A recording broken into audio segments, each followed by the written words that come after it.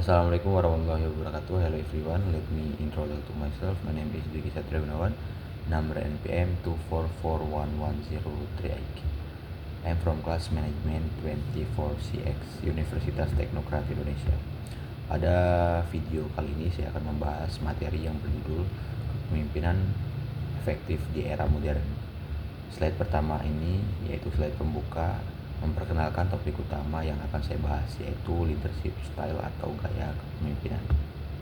Langsung saja masuk ke ciri-ciri kepribadian dan kepemimpinan yang efektif. Slide ini menjelaskan bahwa kepemimpinan yang efektif tidak hanya soal posisi, tapi sangat dipengaruhi oleh karakter bawaan dan yang dikembangkan seorang pemimpin. Pertama, integritas dan kepercayaan. Pemimpin efektif memiliki kejujuran yang konsisten antara ucapan dan tindakan. Kepercayaan adalah fondasi utama hubungan antara pemimpin dan pengikutnya. Tanpa integritas, otoritas seseorang pemimpin akan mudah runtuh. Kemudian dominasi dan motivasi. Ini bukan dominasi dalam arti otoriter, melainkan hasrat yang kuat untuk memimpin. Disertai energi dan semangat yang tinggi, pemimpin dengan motivasi intrinsik yang kuat cenderung lebih konsisten dalam mendorong organisasi mencapai tujuannya. Kemudian kecerdasan dan kreativitas. Pemimpin yang efektif memiliki kemampuan analisis dan kecerdasan emosional yang baik. Ia mampu membaca situasi kompleks, membuat keputusan adaptif, dan merespon perubahan dengan kreatif. Ketiga ciri-ciri ini saling melengkapi. Seorang pemimpin yang cerdas namun tidak memiliki integritas tidak akan dipercaya. Sebaliknya, pemimpin yang jujur namun tidak termotivasi akan stagnan. Kemudian slide selanjutnya, keahlian kepemimpinan yang efektif. Berdasarkan modal Hook, Hess, Ginet, dan Kurpi, pemimpin efektif menguasai 3 jenis keahlian yang saling berhubungan. Yang pertama, keahlian konseptual, di mana keahlian konseptual ini memiliki pengertian kemampuan untuk memahami organisasi secara menyeluruh, mulai dari visi, strategi, hubungan antar bagian, hingga dampak keputusan jangka panjang. Ini terutama penting bagi pemimpin di level atas. Kemudian kedua, keahlian teknis, penguasaan atas mode, proses, dan alat yang digunakan dalam bidang kerja tertentu. Pemimpin yang memahami apa yang dikerjakan timnya akan lebih dihormati dan mampu membimbing lebih efektif. Kemudian ketiga, keahlian interpersonal, kemampuan membangun relasi, berkomunikasi dengan jelas, memotivasi orang lain, dan mengelola konflik secara konstruktif.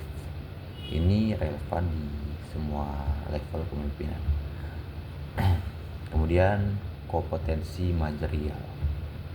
Kompetensi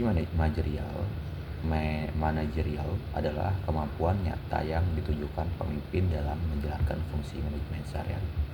Slide ini menyajikan 4 kompetensi inti. Yang pertama, perencanaan strategis.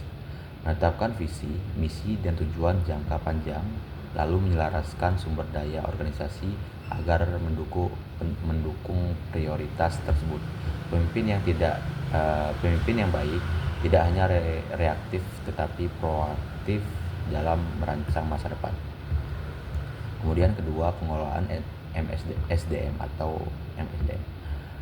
Kemampuan merekrut orang yang tepat, mengembangkan potensi mereka, dan menciptakan lingkungan kerja yang produktif, inklusif, dan sportif. SDM adalah aset terbesar organisasi. Kemudian ketiga, pengambilan keputusan.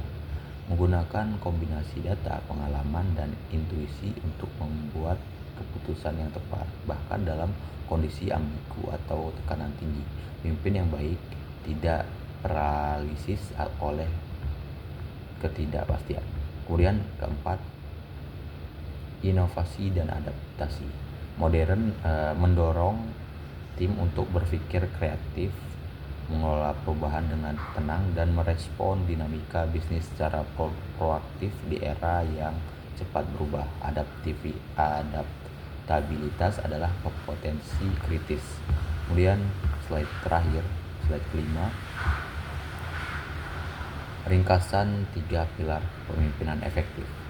Slide penutup merangkum seluruh materi ke dalam 3 pilar utama yang harus dimiliki seorang pemimpin efektif. Pilar pertama, kepribadian, integritas, motivasi, kecerdasan emosional. Kemudian pilar kedua, keahlian, konseptual, teknis, interpersonal. Kemudian ketiga, kompetensi, strategis, manajerial, inovatif. Ketiga pilar ini tidak berdiri sendiri. Seorang pemimpin yang benar-benar efektif mengintegrasikan ketiganya secara seimbang dan menyesuaikannya dengan konteks serta tantangan yang dihadapi. Kesimpulannya, kepemimpinan yang efektif bukan bakat tunggal, melainkan kombinasi karakter, keahlian, dan kompetensi yang terus dikembangkan sepanjang karir seorang pemimpin. Berikut penjelasan dari saya. Apabila terdapat kesalahan, saya mohon maaf. Saya akhiri. Wassalamualaikum warahmatullahi wabarakatuh.